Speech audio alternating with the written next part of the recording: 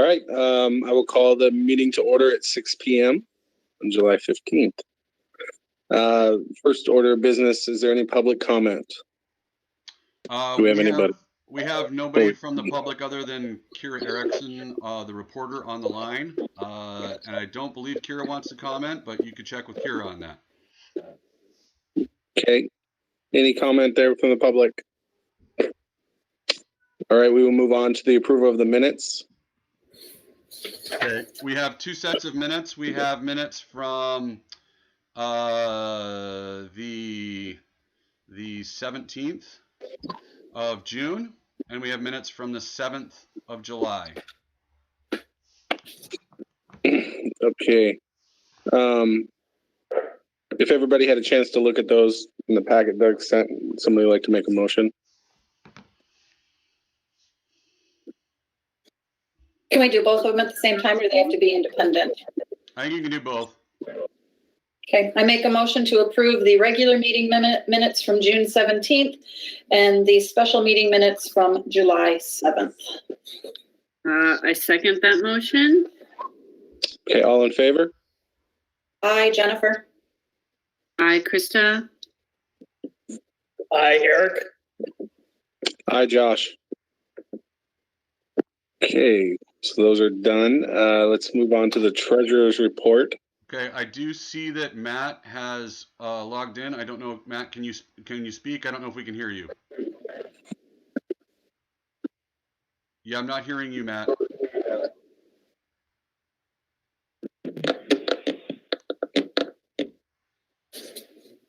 Technical difficulties.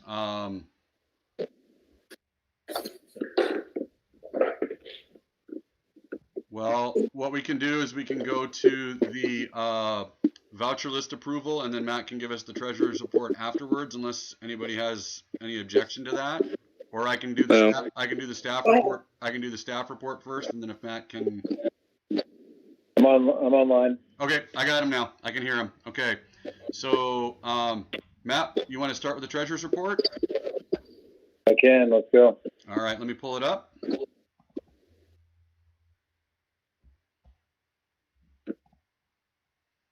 Okay, cumulative screen is now showing. Can you all see it? Yep. Yes. Okay. Okay, so this shows the overall, again, favorable is up, unfavorable down, revenue on top, expenses on the bottom. So you can see actual on the revenue profile is the light blue, and forecast budget is the yellow, and actual is the magenta, and forecast budget is the blue down below. So you can see we're unfavorable on revenue and favorable on expenses overall, but our net is $18K unfavorable. It's a slight improvement over last month, as you can see in the chart. Next slide, it's got the revenue perspective, and you can see that it's programs revenue that's driving it. Primarily down 80K, as I said in the last meeting. You know, our exposure, full year exposure is around 150, but you can see a total of 87K unfavorable. And then on the expense slide, you'll see expense control has netted us about 69K. So we get most of that back down to the 18K difference. And you can see that expense control is spread across programs and maintenance and admin, as you see. And then the last slide is the fund balances. You can see we're on plan, tracking as we would expect. Any questions on those?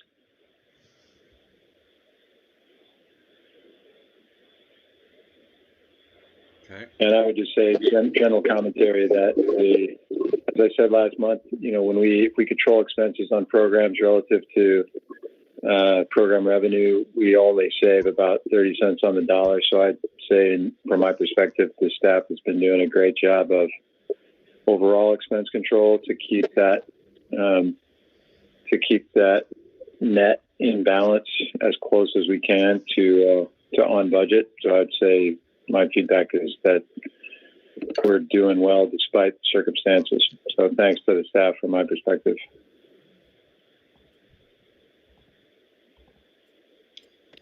Okay. Next on, we have the voucher list, the vouchers for approval. Since this was sent out on Friday, we just have a few additions. We had an invoice going out to Leonard Good for the model rocket camp instruction that is going on, and I will let everybody know that the model rockets will be being set off tomorrow, I believe, in the sports complex. Leonard has told us he was able to get a little bit more powerful engines for these, or propellant for these, and so they will be requiring a little more space than they have in the past, and they'll be up in the sports complex. That's $200 for his camp. That's paying for his instruction. We have a check going to 4-H Teen Leadership for the proceeds from the Polar Bear Plunge for their share of that. We have invoice for some janitorial supplies, an invoice for fertilizer for the fields, some easy reachers, and I believe that was it. And that was it. So there you go. So those are the changes since the vouchers came out last Friday. Any questions on those that we can answer? When is Leonard launching? Tomorrow. I believe he usually launches around 11.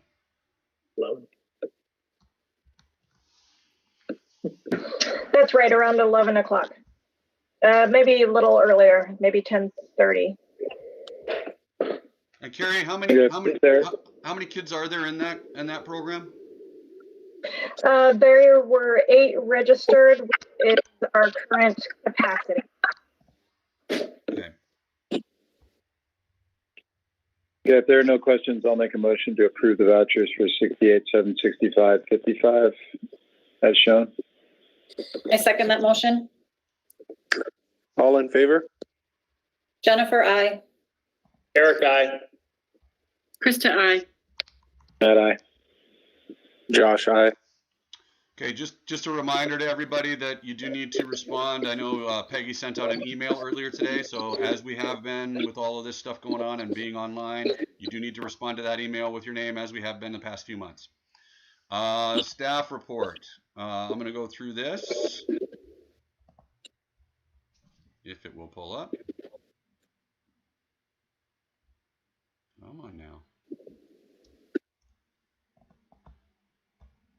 All right, hold on. Again, technical difficulties. Let me see if I can get it pulled up.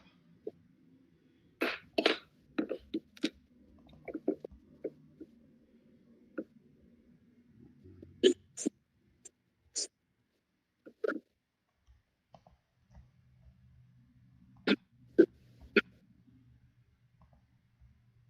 it is. Okay. Let's go back to displaying it. There we go. Technology is a wonderful thing when it works right, isn't it? Okay, so you can see we are starting up on some of our programs. We are implementing a lot of social distancing on these and safeguards, having everything in place that we need to. Program leaders have been fantastic about cooperation and collaboration with this. So we're doing a lot of this stuff ahead. We're asking kids, hey, have you been sick? We did have, Carrie told me a story yesterday about a young person that came in for a program, and she asked the question as they came in, have you been sick or throwing up or coughing? And the dad said, no, hasn't been sick. And then the kid said, well, I threw up. And it was about, traveling somewhere. And then the kid said, well, I was coughing. And so as a precaution, they went home and we're figuring all that out. But it was interesting to hear the idea that the kid is saying, the kid's interpreting it one way and the dad knows what he's interpreting. And we're trying to make sure that we get to the truth of the matter and being safe on all of this. So that's all good.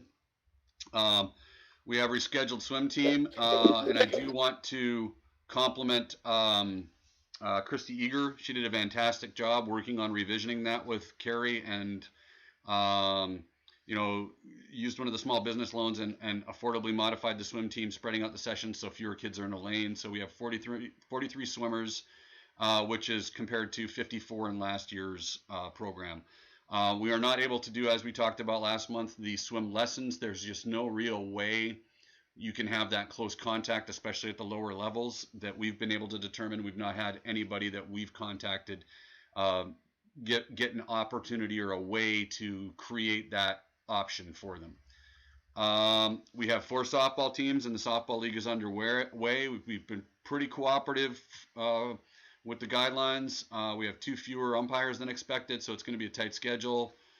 We've already started games, and we did have a few beer cans in some beer cans in one of the garbage cans, I believe last week. So we have sent out a notice reminding everybody that there is no drinking at the softball games. So that's been already done. The virtual triathlon, we're at 25 folks registered right now, but we do expect a few more. We're heading into, and on facilities, we are still greened up and the grass is still growing everywhere because it's been so mild and so wet to start the summer. And we're struggling to keep up with the not hiring of our part-time employee. Baseball fields are set up for play and for contests, including our softball league. And we're pruning around the park as we can, as the blackberries seem to grow like crazy right now. So, and I've experienced that myself. Spent the week after the board meeting last month reviewing 82 projects in the local parks program of the grants, SWPRD local parks grant opportunities. Lots of good information and good ideas for the grant process and applications going forward. I spent a lot of time working on one of the items on the agenda with the out-of-county facility use requests. I've contacted multiple, and we'll get into that in the regular meeting, multiple options to try and contact the state as I was directed last week. Continued efforts on site plan review, and I have good news on that note. I have submitted our response. I submitted it on Monday to the county, so that is in the county's hands, and we're waiting for them to reply. And I did talk to, on the review appraisal, or the appraisal review, the company doing that today, and they are actually contacting the initial company. They found a couple of small discrepancies that they want to clear up with the initial appraisal. And once we have those cleared up, we should be able to start proceeding down that road a little bit more. He was hoping to have the final appraisal to me today, the review appraisal, and ran into a couple of little items and said, I can't, these need to be adjusted before that can happen. And it's really, from what it looks like, it's a single chart that, the two, since there's 2 parcels, the north parcel chart and the south parcel chart should be distinct and different, and they are exactly the same, other than one saying north parcel and one saying south parcel. And the south parcel chart does not match up with the information and the rest of the data in the south parcel. So he's thinking that it's just like forgot to change and drop in the new chart, and hopefully it'll be a quick fix. So we're going to be following up on that. I asked him, he said he's already reached out to the initial appraiser with his concerns and asked him to change it and get it over to him. If I told him if he hasn't heard by Friday to give me a call, and I'll start making calls immediately. That's where we are with that stuff. Hey, Doug. Yes. Doug, so that it was just that there's no discrepancy in the valuation, so we're still at a low appraisal. We're at a lower appraisal, and I'm going to be talking again to once we get the appraisal. Yes, he said he had nothing else. Everything else looked good. So okay. we are still at a lower appraisal. It is approximately, my understanding was about 10% lower, and I believe that should be all right with the RCO folks. So I will be, once we get that finally in, I will be sending that in and getting that all buttoned up into our grants manager for final review and discussion on that topic to make sure we don't have to do anything differently. I don't think a 10% decrease was a huge thing to like. I think we can still pay what we had agreed to pay, and I don't think they have a problem with awarding the grant funds, but that's something we need to verify. Okay, thank you. Yep, that I will be following up on. You can see all the things that we're trying to do here and working forward, and I will say in Matt's treasurer's report, I do agree with his assessment that, you know, it is, you know, we are being a lot more careful about what kind of expenses we're putting in. There will be more expenses coming in, and that number could fluctuate. But we are going to be watching our expenses very closely, knowing that we're not sure what's going to be able to run and what's not going to be able to run in the next months going forward. And from everything I'm seeing and hearing online, we are, you know, doing well in Island County. So I don't know what's going to transpire in the next few months or when we get into the fall. So we're cautiously right now optimistic and keeping our fingers crossed that we don't backslide in any way. So, any questions on the staff report?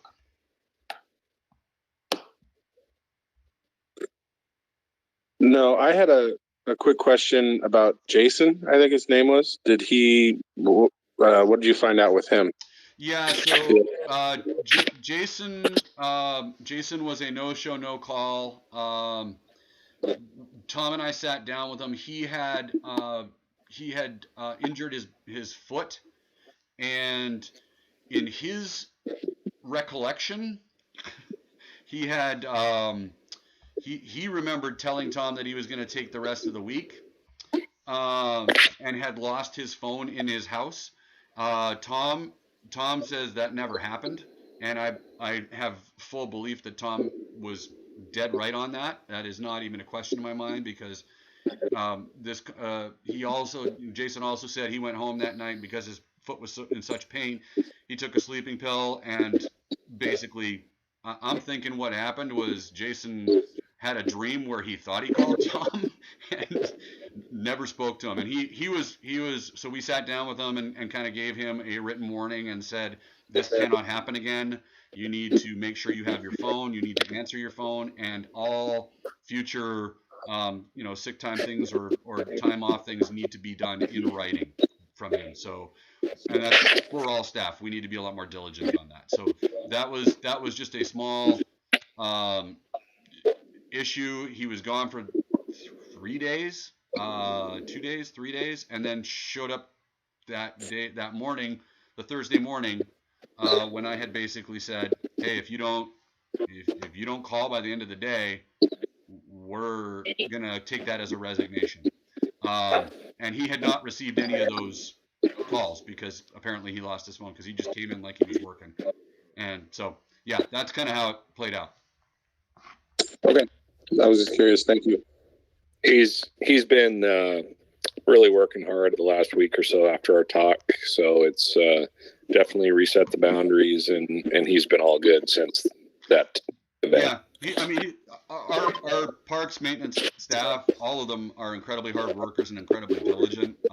This is a strike 2 for him. He's pulled that before, and we had a discussion. So this is his second strike, one more, and that was detailed to him in his written warning.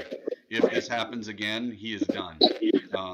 So that was, we've documented it as we should be, and it's all lined up and done appropriately. Okay, cool. Thank you.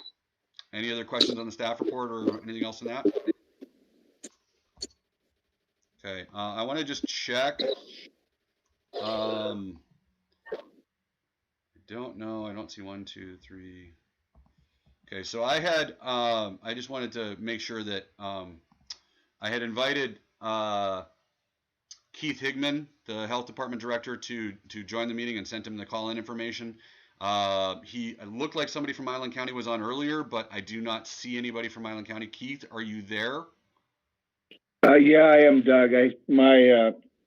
The go-to meeting didn't recognize my webcam, so I just called in, and I am on the line. Okay, perfect. So Josh, Keith is on the line, so if we want to jump to the group use of district facilities, then he doesn't have to hang out for our entire meeting. And then we can come back to comprehensive plan programs in the last item on the agenda. Okay. Right, yeah, let's go ahead and do that. All right. So, as I mentioned with our meeting last week, I was directed by the board to kind of go through and see what I could contact, who I could contact at the state, get what guidance I could. So I I wrote emails through their email kind of contact for the COVID question line, as well as to the governor's office directly. I've included those emails in the board documents. The responses I got back were pretty much form letters stating, here's where you go for more information. We can't answer every email that comes in. And they are available here if anybody wants to see them. I did call the COVID hotline phone and spoke to a staff member on that, talked to them, and our one question of the day, like, how do we deal with this? What do we do? We were referred basically to the same documents, the recreational guidance that was put out on June 4th or 5th by the governor. And I contacted the governor's office and asked the same question. And when we talked about it and looked at the guidance again, it was the same answer from them. That basically directs, and that's, let's see if I can pull it up here. So the memo and what I was directing to, and Keith, I've had you on basically for questions, so I'm just going to present this, and then if the board has any questions for Keith, that's awesome. So this was the memo that came from the governor's office on June 4th, and it states down right here, the sporting activities described in this memorandum may resume immediately if. And the first one is talking about all the requirements, including providing material schedules and equipment needed to comply. And the second item says they conduct only those activities that are allowed under their county's phase status. Both of the staff that I talked to at the state level stated that that meant, you know, the county they live in, their county, that's where they live, that's the rules they're subject to. Okay, so that was number one. And then in this was the actual guidance. And it's a long email, it's a long kind of thing about a bunch of different things, but this was outdoor youth team sports and outdoor adult recreation sports, excluding school-connected or administered team sports and junior hockey. So in phase 2, it states that team practice can resume if, and it gives all the conditions. In phase 3, teams can resume playing games. So according to the guidance, it kind of follows that in a county that is currently phase 2, teams that are from that county are only eligible for practice. They are not eligible for games. You know, and so that's kind of the guidance we're looking at, and that's kind of the answer I got from that. Keith was the person I kind of emailed with at the Island County Public Health. He's the director of Island County Public Health. He is the person that kind of recommended and strongly recommended that we not book anything with a team from the outside county, book a game, even if it's phase 3 against phase 2, that we should be restricting it to those counties that are in the same level as we are. And that's where I got that from the get-go. So Keith, do you have any further comment on that, or are you just, you know, ready to take any questions the board has?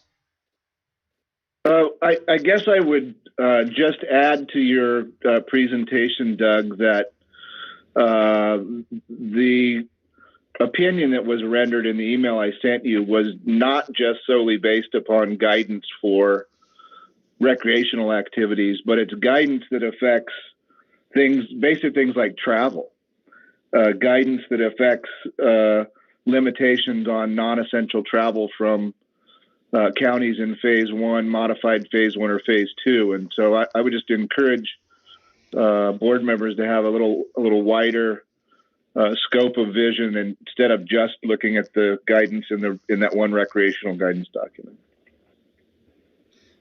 Right, and I will comment that the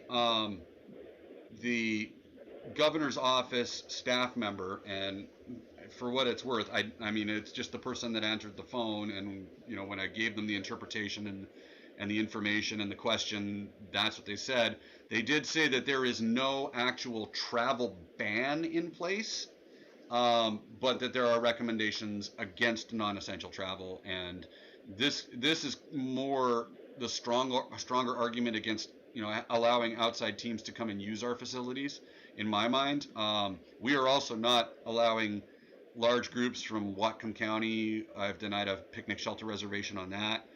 So this isn't just limited to this, but this was the question that we were discussing at the board meeting. So that's the guidance I have. Board members, do you have any questions for Health Director Higman?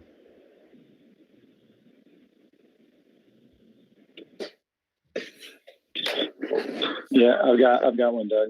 Go ahead, Matt. Yeah, so this that particular clause up there I was looking at, and when we were talking about this in our special meeting, this came up, just at least in my review.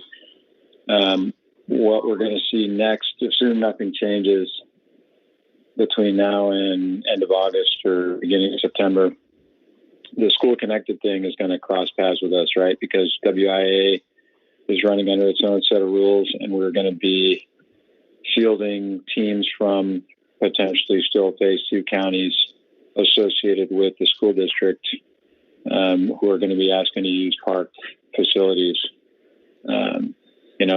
And in particular, probably the first one we'll see is, one of the lowest sports in the first phase for WIA is cross country. They'll be using the combination of the school property and the parks property. So we need to at least be thinking about it. It's still a little ways away, but thinking about how we're going to address that particular thing, because those events under WIA guidelines will be permitted, and it's going to be a bunch of kids in the park.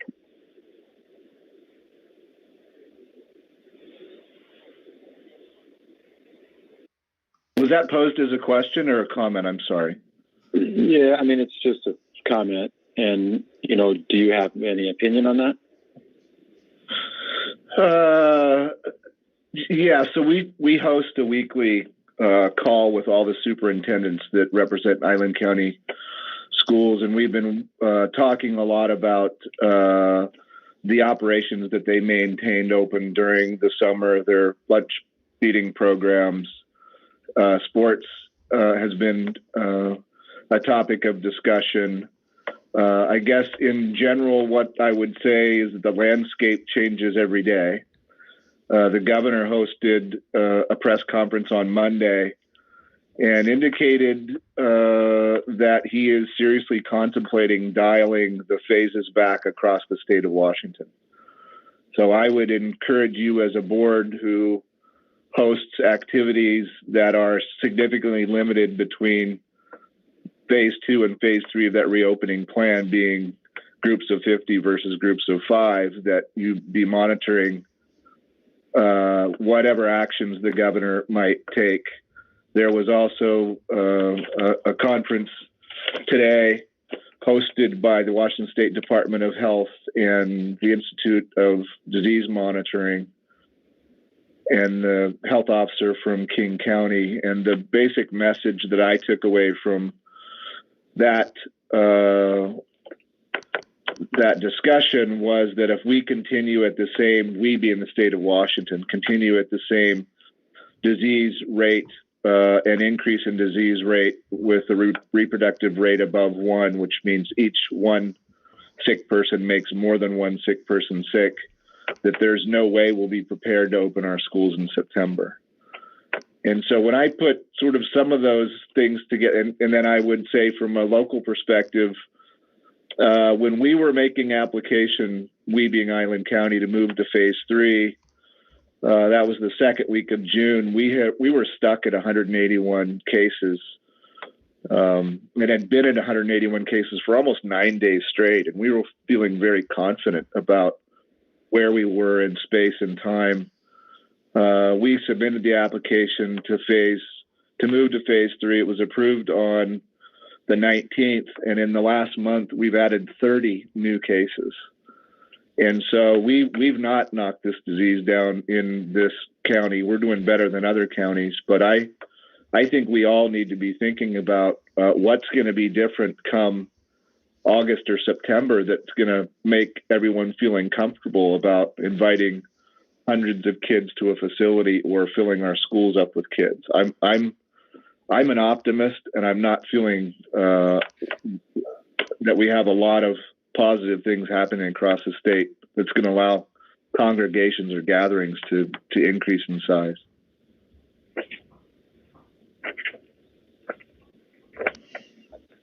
Okay, thank you. Any other questions for Keith? I have a question. Should we be allowing Skyhawks to bring instructors from a phase 2 county to our island to possibly coach kids from our island? That seems like the same thing we're talking about here. We're bringing off-island people every day to our island to coach our kids. So the logic that I used in my response to Doug's question about off-island teams coming here had to do with 3 areas of the reopening plan. One involves travel, one involves the size of congregations, and the third involves the phase that your county's in. So if you're in a phase 2 county, you are discouraged from doing any non-essential travel. So if I'm going across the county line, that's not what I'm supposed to be doing according to that guidance. The state guidance also is you should not be congregating in groups of more than 5 people. And the reason for the phased opening plan is that one of the metrics that is used by the Secretary of Health and the governor to determine if a county is prepared to move to a more open phase in the plan is the number of active COVID-19 cases per 100,000 population in a specific unit of time. And the time that they used for the application was 2 weeks. But if you apply the same rate to every county, regardless of their population, theoretically, a county that's in a lower phase, there are more sick people per 100,000 people in that county than there are in a county that's in phase 3. So I know I'm not directly answering your question, but if you have 2 coaches coming from Snohomish traveling, I guess they shouldn't be doing the traveling. If they're not in a group larger than 5, I suppose that's still consistent. But there's a greater likelihood that those 2 coaches, a greater likelihood that they have COVID than if they lived in Island County.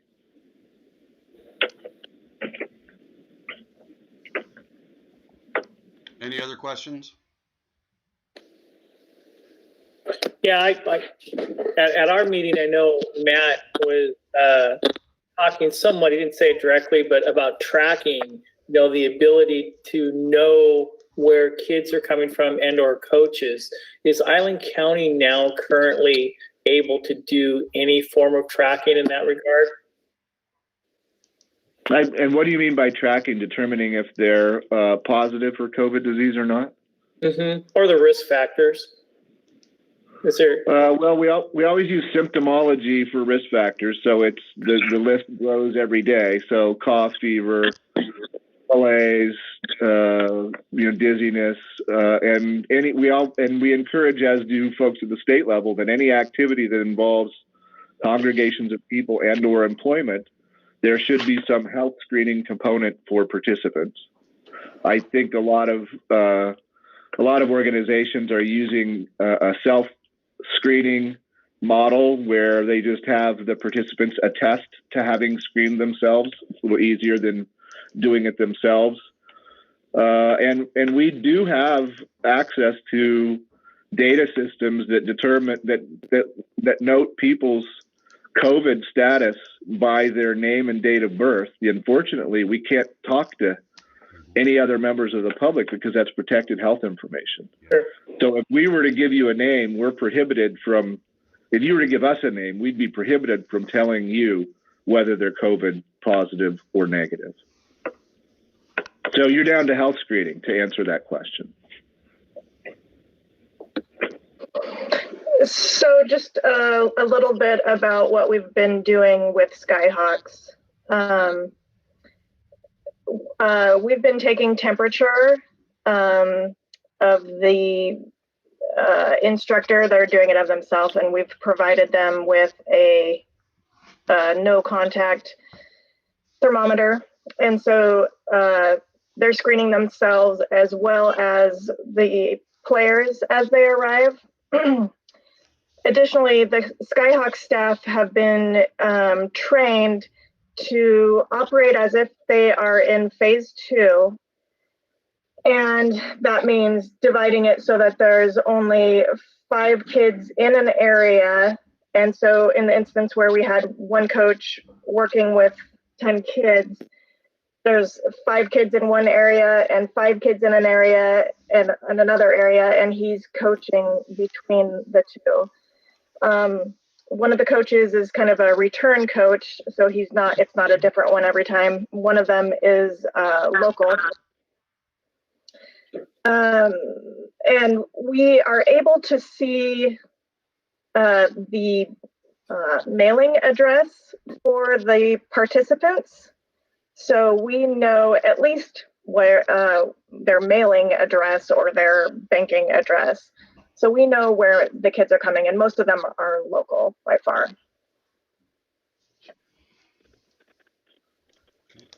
It does appear that there are some who are perhaps staying with their grandparents for the summer, so they might have like a Seattle address, but they're signing up for multiple programs through the summer. Okay, any other questions for Keith from the board?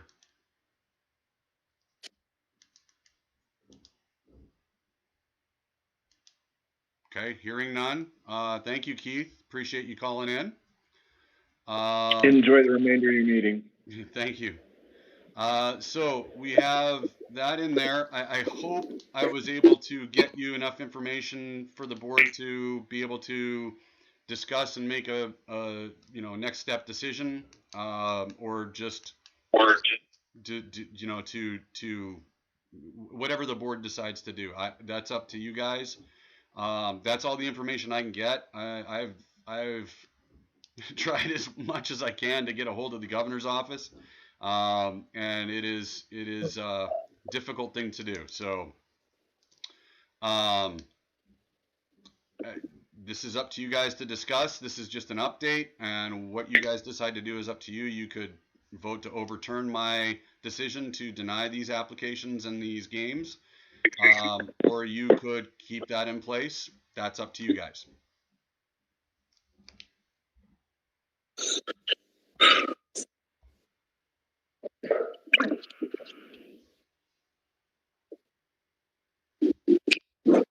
I don't think much has changed since last week when we all talked. Does anybody have anything to add to this? Yeah, my only comment is I would agree with you in terms of the requests that we've had so far, and the not just the off-island request, but the request from the local teams. Since we had that conversation, there's been now the first few games, right? Tom can confirm that, but I think we had a doubleheader the other day, Saturday, with the Oak Harbor guys, and so that's their plan. I just think, to me, the thing we need to be thinking about is when the school comes calling, and I get that things could change, and I get things could go backwards. So sure, that would make it easy. I'm saying, what happens if they don't go backwards and we're exactly where we are right now? And that request comes from the school district. So anyway, it's not a decision we have to make now, but just to me, that's the thing we need to think about, since they're specifically exempted from these rules that we're trying to read between the lines on. Yeah, I would agree with you, Matt. I think they're specifically exempted from the guidance. I don't know that they're specifically exempted from the maximum of 50 gathering. So I don't know how... No. Yeah, the 50 for sure. Yeah, no, I think the 50. I read the WIA thing. I think the 50 for sure. So I think the 50 is definitely there. I think we need to... I think that's something we're going to need to delve into. And in looking at what they've got going on in the fall, Truly, I think you've hit upon the only thing that we would have to give them an answer of, we'd really have to consider, and that's the cross country, because, in the fall, if they're playing sports in the fall, if they're in session in the fall and playing sports, then the question of the sports that they play, it's football, there's a soccer.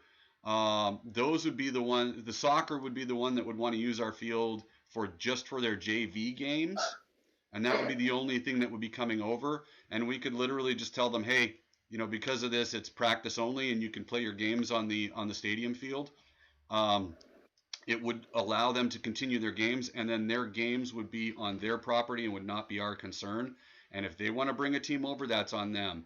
I think the only thing that we really have to truly decide, if it comes to it, is the cross country, because there's really, other than running laps around their track, they really don't have enough real estate to be able to do a cross country course without coming into the park.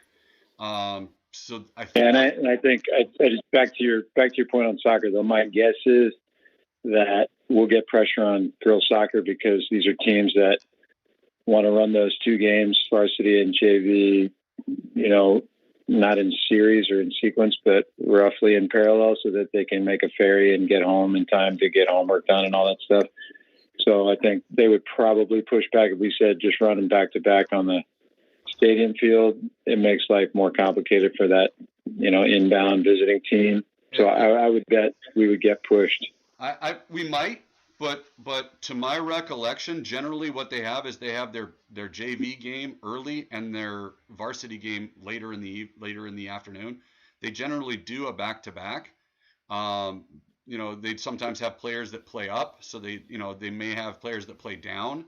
So generally when they're playing, my understanding is they play back to back, not at the same time.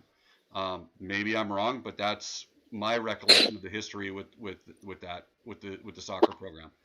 I could be wrong on that. I have a hard time believing that WIA is going to sanction half of these things that you're talking about right now, because they tend to be fairly conservative on that. And because we're talking about league activity outside of Island County and the phases that they're in, I don't foresee the fall sports schedule looking like, something that Park and Rec is going to have to go, oh boy, this goes against everything we believe in.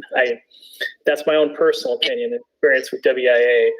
I too read through those stipulations subject to change and have had those discussions. It's interesting dynamic, but baby steps, I think. I don't see it jumping to soccer right away in the fall.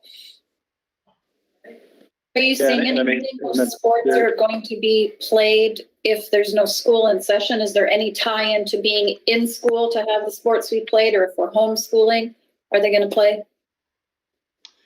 That's the way I read it, they're going to go. And to your point, Eric, they've classified sports as low risk, medium risk, and high risk.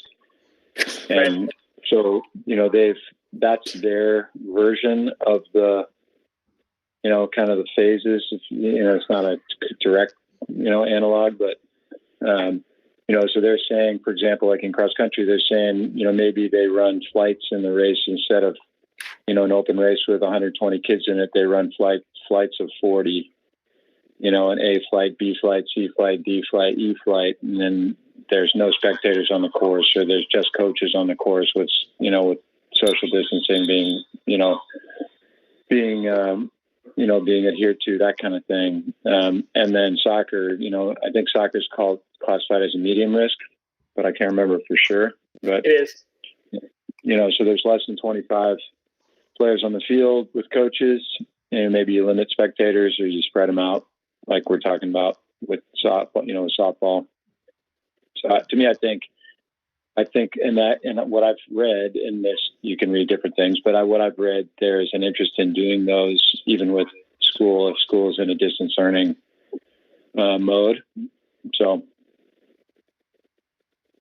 Well, can someone share those sources so that we can read up on them? I will send out the WIA stuff. I do have it in file. I will, pick that up and send that out to everybody, the guidelines that they sent out.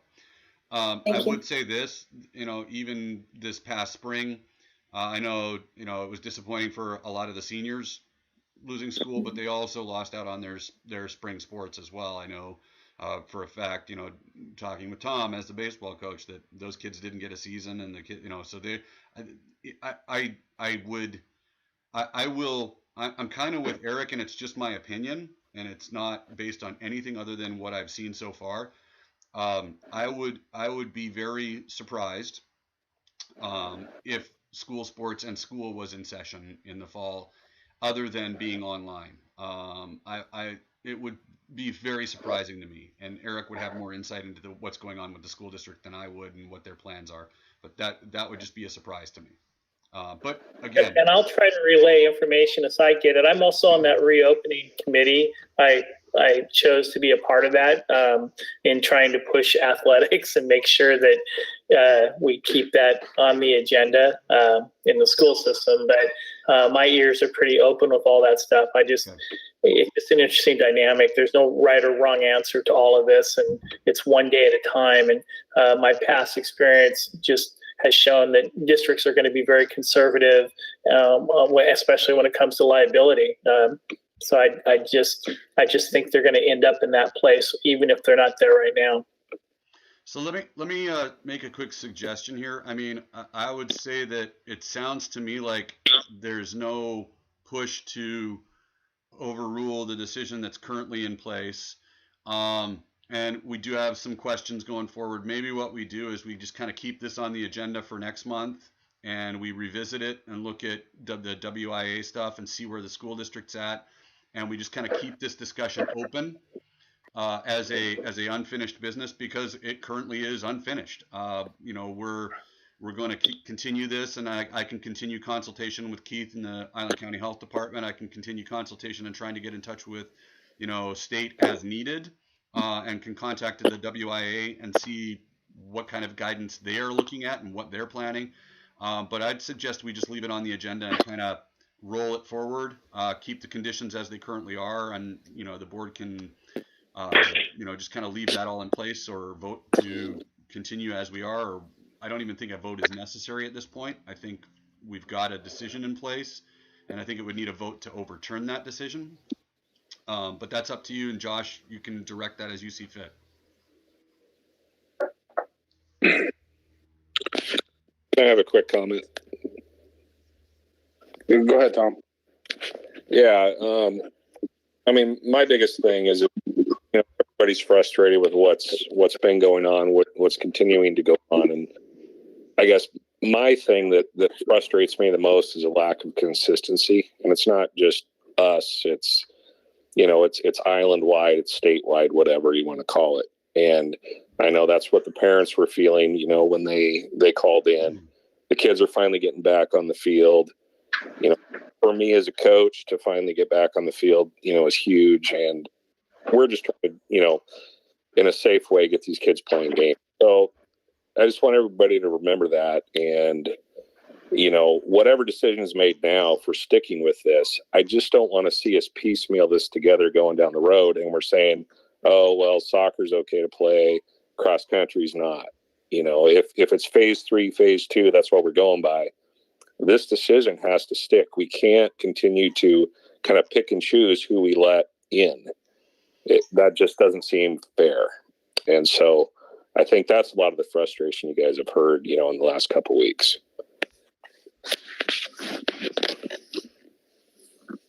Okay.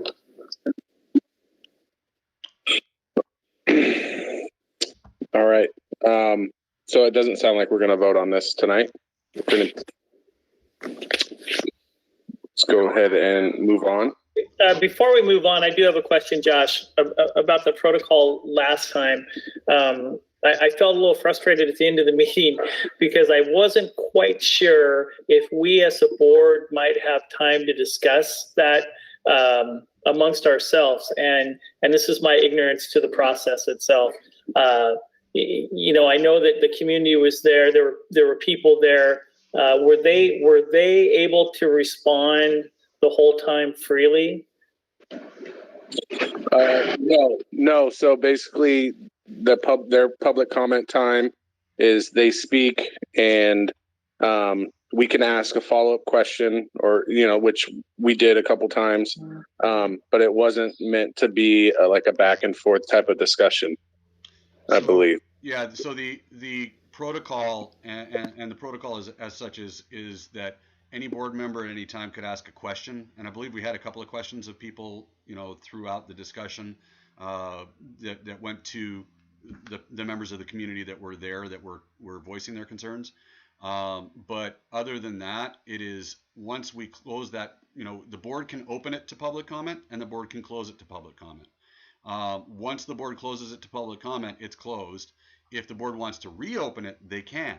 That's all at the board's discretion. But it is strict, like when we are looking at a meeting, it is a meeting that is held in public. It is not a public forum for discussion and debate and all that kind of stuff. It is basically a meeting held in public. Public comment is there for the public to communicate to you. Once you have heard from them and you close public comment, that is the end of their speaking unless the board reopens it. So that's the kind of the protocol.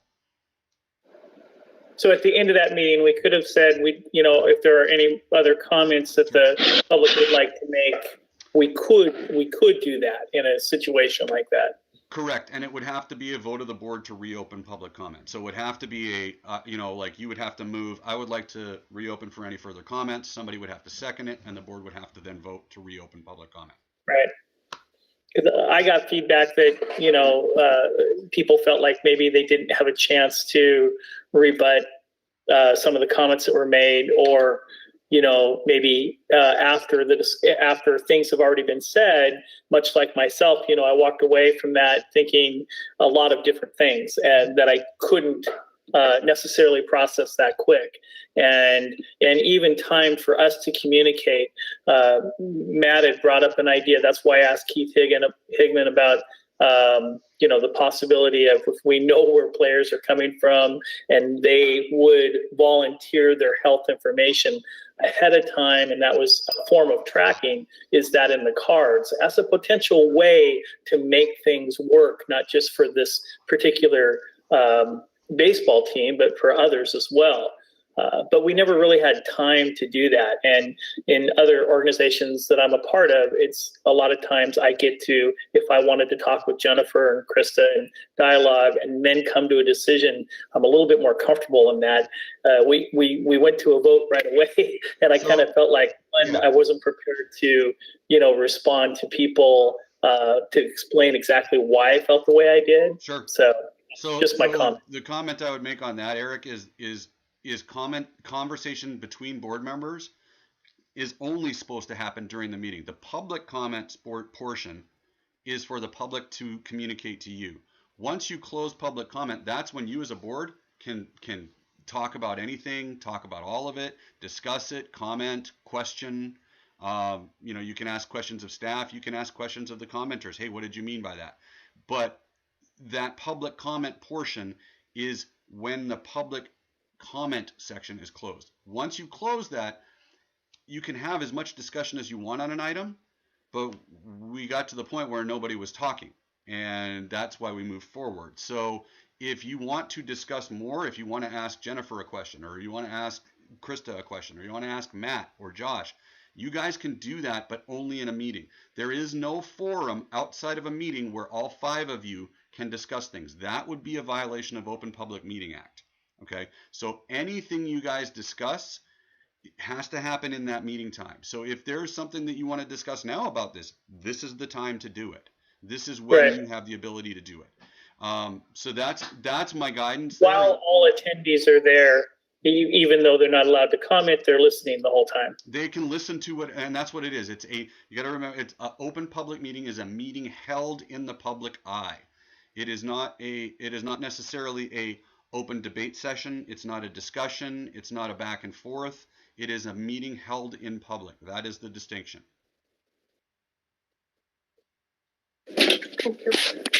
I will say most meetings in my tenure have been that forum. So in a way, it's nice to see this finally becoming an official public meeting with an official public comment. And I hope moving forward, we continue that. Any other thoughts, questions on this item before we move on? Okay, so I will plan on having this on the agenda again in August for further discussion and any changes that may have come up, because this is a really, what's the right word? I don't know the right word for this situation. This is it's a difficult situation. It is a constantly changing situation, and we're going to have to keep monitoring it. And I am listening to the governor every weekday when he pulls up and starts talking, and I try and listen to see if there's anything specific, and then I do follow his Facebook page to make sure that I'm getting any updates. I would encourage any of you to do the same if you're on Facebook, or to look at his web page and make sure that you're following up and checking the press releases. As I see things, I will circulate them, and I will get the WIA stuff out as soon as possible to everybody, so that you can review all of that. So that was what we'll continue with that. Any other thoughts on that? No, I like the idea of keeping it fluid and continuing the discussion. Okay. Hearing nothing else, Josh, should we move back to comprehensive plan? Yep, let's do that. Campground phase 1 update. So I kind of alluded a little bit to all of this. Campground phase 1. So it's been a short month for me, because right after the meeting I was out for a week with project review, and 82 projects were reviewed in 5 days. We were still waiting on for the campground. The site plan review has been put in. It has been submitted. I have took that up to the county on Monday, 3 copies, sent and dropped it off on the planning person's at the planning desk. So that has been submitted. We are now waiting on their response to those responses for what permits we are going to need, and what anything else we might need to do. There is a forestry document that I need to work on, as well as I need to finish up and continue work on the small water system management plan for the state. I think I answered all of their questions very well in the site plan review, so hopefully that should not be confusing or an issue, and we should be getting something back solidly on that fairly soon. The appraisal, the review appraisal, like I said in the staff report, the gentleman doing that with SH&H got back to me today after I called him yesterday, and he said yesterday that he was hoping to have it to me by the end of the day today, but he did find one chart. He said he agrees with everything in the initial appraisal. He doesn't have a problem with any of it, but one chart didn't match up with the data, so he wants the previous appraiser to get that done. Once I have both of those in hand, I will sit down with the RCO and we'll see what next steps we have, and hopefully we can proceed and nail things down for August. That would be amazing to be able to move forward on that. So yeah, and that's pretty much where we're at with those two. Any questions on any of that?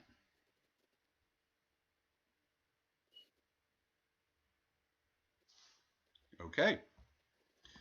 And then I think the only other thing I had, I was contacted.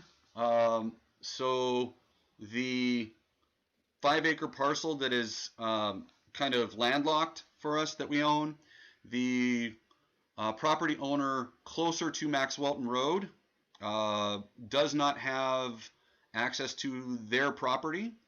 They contacted us to ask if we had an easement over their property to get to the road.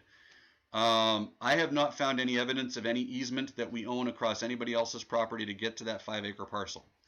I wanted specifically with Matt. I have checked with Tom and staff. Nobody knows of anything. We've looked at the file and don't see anything. Matt, did you see anything? Did you see anything when we initially got that about an easement across the other properties? I'm thinking if we had an easement, we would have done something with it before now. No, and I just made a note. I went back and looked at my last meeting notes that we should reach out to the county and see what records exist for the property. Yeah, I mean, I can look at the online portal and see. I don't believe there was an easement included with that, so I can double check that. Jennifer, I saw your mic go on when I started talking. Did you have a comment? Well, I was just curious if you've reached out to TMI to see if they have any surveys, and then to exactly what Matt said is to reach out to the county to see if anything's been recorded at the recorder's office. Yeah, the gentleman that called me, the property owner, said that there was nothing on file with the county. You know, I don't have anything in our documentation, so I will certainly reach out to the county and TMI and just see if Jerry has anything on file or if he knows of anything, and then I'll double check with the county on it. But I think my bigger thing was to kind of put the board on notice that somebody's putting, this is the property that immediately borders ours to the Max Walton side. This could be an opportunity in the future, once that road is constructed, to maybe approach them and go, can we tag onto this? Can we purchase an easement across your property and then buy into that road and get access to that 5-acre parcel? So that's something to kind of keep under your hat and think about and kind of ruminate on, because that might be an opportunity for us to gain access. You know, where there's already an access road developed, and it would probably at that point have to become a public road, so it might cost us some money to do it, because it's going to then allow public to get to that property.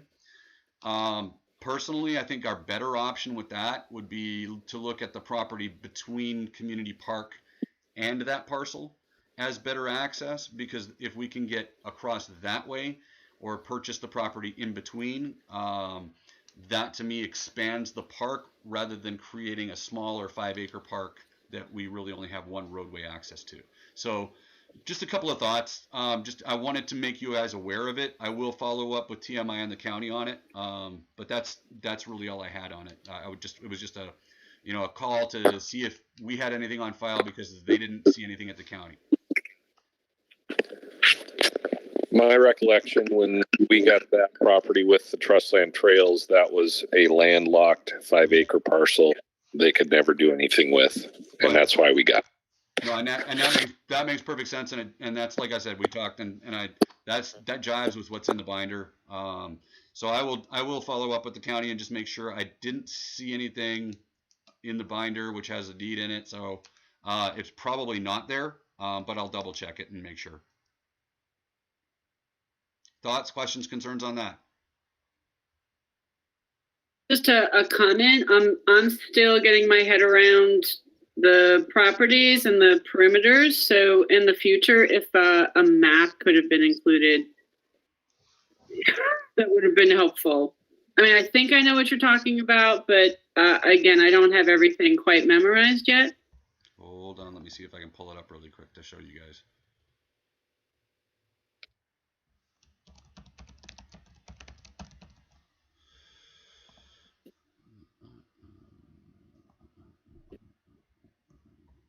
Let's.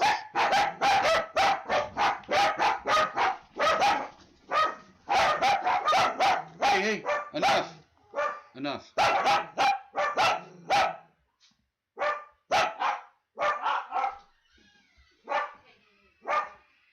Okay, hold on. Okay, there we go.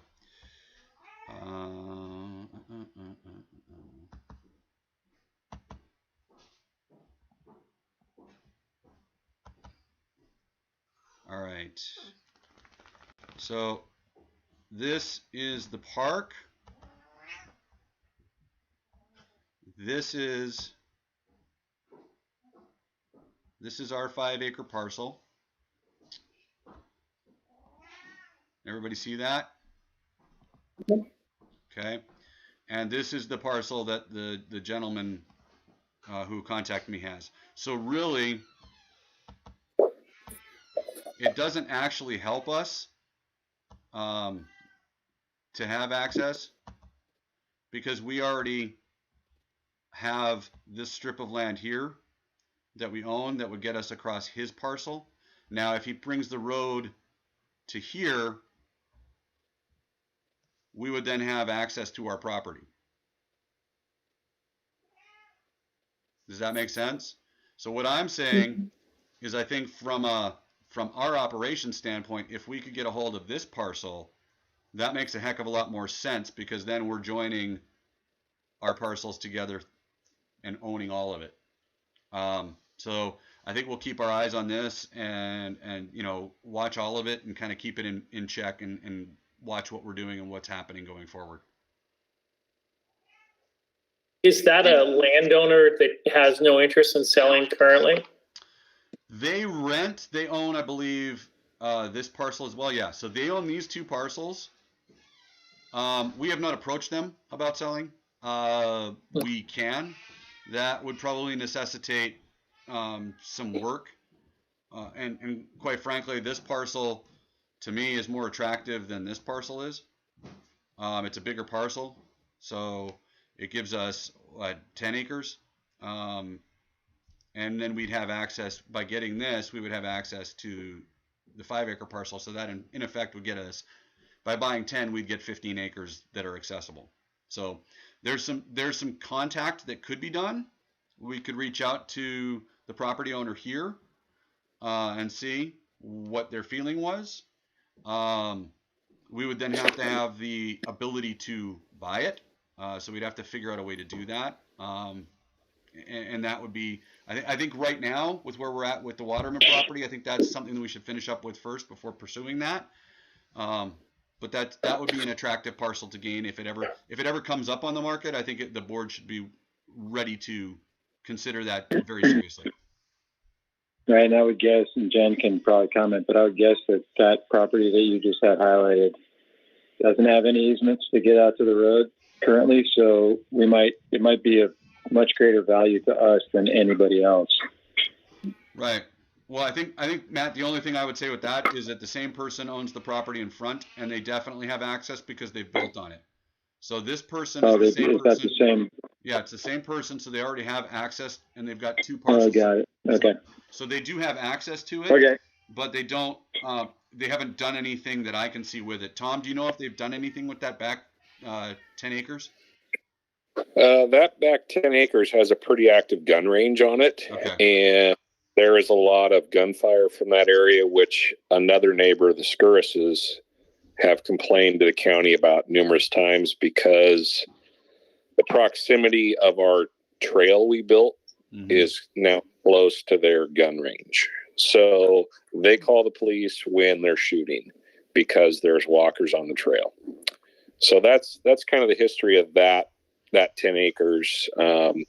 That renter has been in there for probably 6 or 7 years at least. Mm-hmm. So yeah, that was an active horse ranch before the current owner bought it. Okay. So I will follow up with the county on that, but yeah, that's kind of what we're looking at, and those are the properties we were talking about. That's I believe all I have. All right. Did anybody have any other questions or comments before we adjourn? All right. Everybody remember to email in your approval of the vouchers, and I will adjourn the meeting at 7:09. Thank you guys. Thanks, guys. Thanks, everyone. Thank you. Thank you.